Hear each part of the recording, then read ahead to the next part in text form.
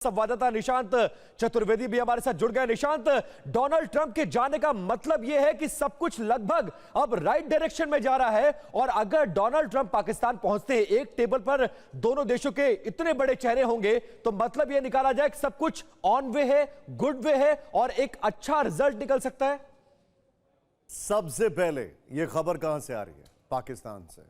कौन रिपोर्ट कर रहा है? पाकिस्तान का मीडिया। जब पाकिस्तान का मीडिया और पाकिस्तान ऐसी खबरों को फ्लोट करता है या रिपोर्ट करता है, तो पिंच ऑफ सॉल्ट नहीं, सैक ऑफ सॉल्ट देखा जाता है। नंबर वन, इस खबर पे कंफर्मेशन कहां से आना बाकी है? व्हाइट हाउस से। नंबर टू, एर्दोगान से। नंबर थ्री, सऊदी से, जहां से सबसे लेट में आता है, और मोस्ट इंपॉर्टेंटली ईरान से। इस खबर को, अगर यह खबर आई है तो इसके पीछे की वजह क्या है, अब यह समझते हैं।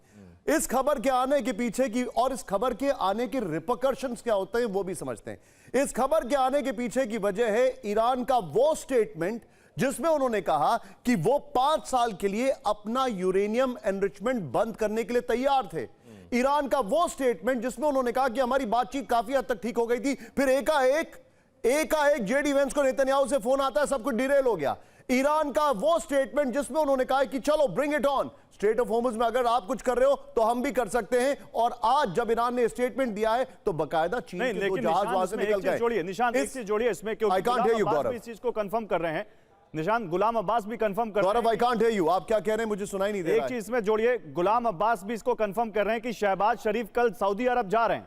अब सऊदी अरब में अगर इस मुलाकात की कोई फाउंडेशन बनती है और अगर वहां से ये कंफर्मेशन आती है, तो अगर ये मुलाकात होती है, अगर ये जमावड़ा पाकिस्तान में होता है, तो इसके मायने क्या है निशांत, ये बताइए। देखिए, अब आपने कहा कि वो सऊदी अरब जा रहे हैं, वो सऊदी अरब क्यों जा रहे हैं ये समझना जरूरी है। जो रिपोर्ट्स आ रही हैं, यूएई का उनको कर्ज चुकाना जरूरी है और सऊदी से वो और पैसा लेना चाहते हैं। नंबर वन, आईएमएफ की फंडिंग आएगी, जब आएगी तब आएगी, वो सारी चीजें। सऊदी इस पूरे इशू में एक बहुत बड़ा स्टेक होल्डर है। मोहम्मद बिन सलमान के लिए जिन शब्दों का इस्तेमाल ट्रंप ने किया है, उसके बाद सऊदी उनसे नाराज होगा, यह हैरानी नहीं होनी चाहिए। सऊदी इसमें स्टेक होल्डर है, वो चाहता है कि यह युद्ध अब बंद हो जाए।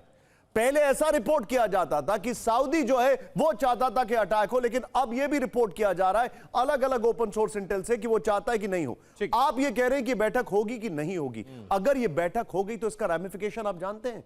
इसका मतलब यह है कि ईरान की नई रिजीम को उन्होंने ऑथराइजेशन दे दिया कि यही नई रिजीम है। इसका मतलब यह है कि ट्रंप पूरी तरह अपने अमेरिका में पॉलिटिक्स में बैकफुट पर चले गए। इसका मतलब यह है कि अमेरिका ने पाकिस्तान को चुना है, रशिया और ये सारी कंट्रीज को दरकिनार करके, जो कि उनके पॉलिटिकल इंटरेस्ट के खिलाफ होगा। निशांत, अगर हमारे संवाददाता गुलाम अब्बास भी हमारे साथ इस्लामाबाद से जुड़े हुए हैं, अगर आप उनसे कोई सवाल करना चाहें तो कर सकते हैं। गुलाम, ये खबर की तरफ से ये जो खबर आई है, क्या इसमें अभी पाकिस्तान की foreign affairs ministry, number one, क्या इसमें पाकिस्तान के प्राइम मिनिस्टर्स ऑफिस, किसी ने कोई रिएक्शन दिया इसमें अभी तक?